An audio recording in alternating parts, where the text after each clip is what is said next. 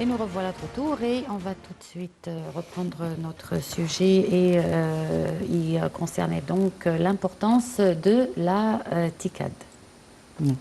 La TICAD, alors c'était en 93, comme on vient de dire, en 1993, à l'initiative du Japon pour comprendre les opportunités d'investissement en Afrique.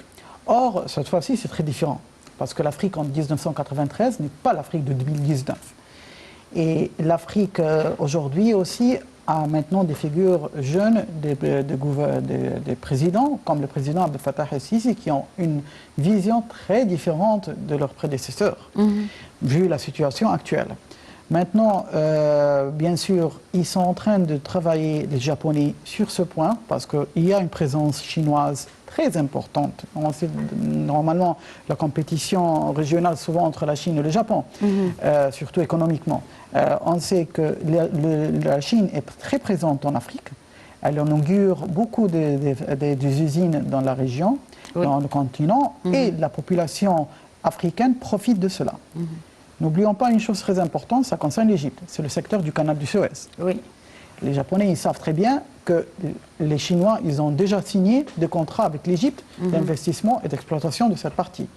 Mais le président ici est très ouvert à tout le monde. Bien sûr. Et c'est normal, on a la souveraineté. Et l'Égypte a une très grande coopération avec le Japon sur plusieurs domaines. Bien sûr. Regardez par exemple, même dans le secteur d'industrie automobile, il y avait l'Allemagne qui avait fermé ses usines en Égypte, de Daimler, de Mercedes-Benz, et maintenant ils ont décidé de rouvrir ici en Égypte. Et je crois que Toyota, ils ont la même compétition. Donc on est maintenant un centre d'attraction de tous ces investisseurs. Donc, mais bien sûr, ça entre dans la coopération Japon-Afrique. Et c'est très important parce qu'on sait très bien que maintenant, on est dans un continent, le président Abdel Fattah el-Sisi l'avait dit à plusieurs reprises, que maintenant, vu la situation en Europe, que la jeunesse africaine n'a pas d'alternative que de rester dans le continent, de construire leur propre pays. Et ce message est pour les Égyptiens aussi. Donc, on va travailler ici avec nos amis japonais, avec nos amis chinois, et on va exploiter tout ça pour le profit, après ça, de projets avec nos partenaires ou nos frères en Afrique. Ça va prendre du temps, mais le fait que le président est présent dans ce sommet, et qu'il entretient d'excellentes relations avec le Premier ministre Shinzo Abe, le Premier ministre japonais. Déjà, voilà, c'est une autre chose qu'il a des relations personnelles très rapprochées avec ses présidents, avec d'entente. Donc, sa présence là-bas, ça va ouvrir beaucoup de choses pour l'Égypte. Et ça montre que c'est un président dynamique qui était à G7 à Paris, et le lendemain, il est à Tokyo. Vous voyez le trajet. Et comment il travaille sur de nombreux dossiers en même temps. Alors je trouve qu'on va signer des accords avec nos amis japonais et on va continuer à travailler avec eux sur le développement de certains secteurs technologiques en Égypte.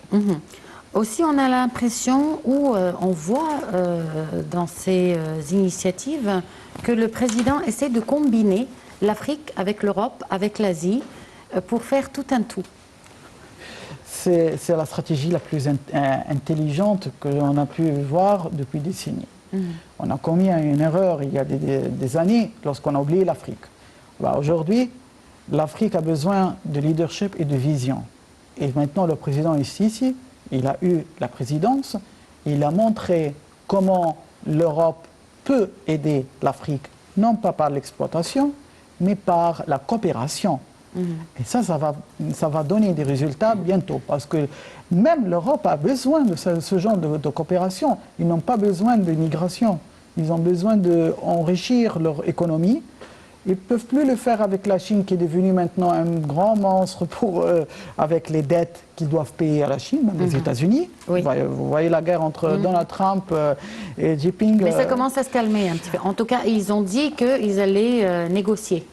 Bien sûr, ils doivent négocier, mais les rapports de force ont changé.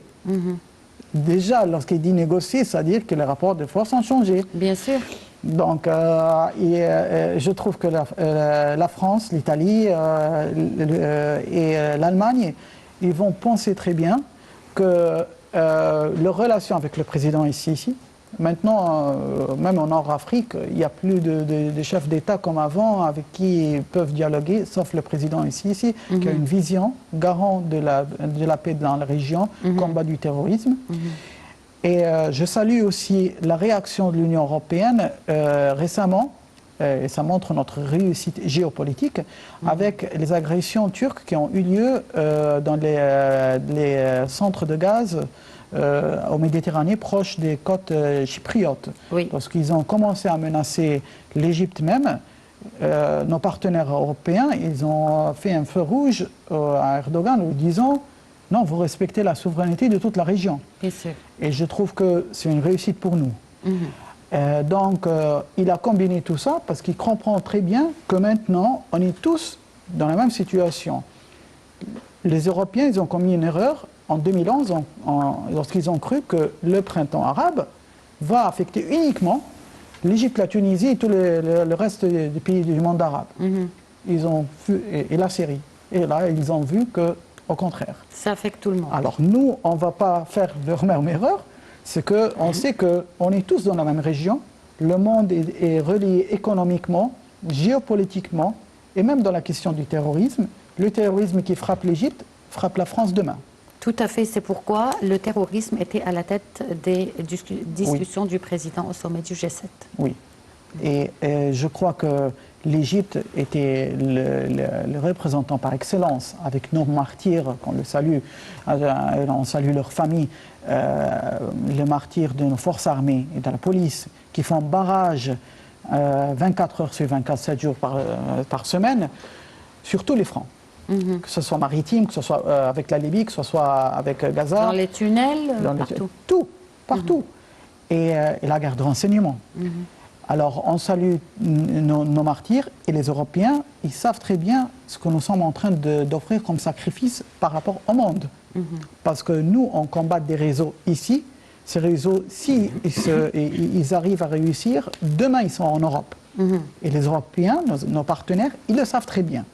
C'est pour cela ils ont des relations très étroites avec le président ici, parce qu'ils savent très bien qu'il porte un fardeau très lourd, que le peuple égyptien a payé un prix très lourd, mais que si on lâche l'affaire, ça va être un désastre non seulement pour l'Égypte ou le Moyen-Orient, ça sera pour toute la région, même en Europe. Oui, et la crédibilité du président Al-Sisi vient de ce qui a été vraiment accompli sur le terrain. C'est-à-dire quand on parle de combat contre le terrorisme, on voit l'état du terrorisme en Égypte il y a quelques années et aujourd'hui.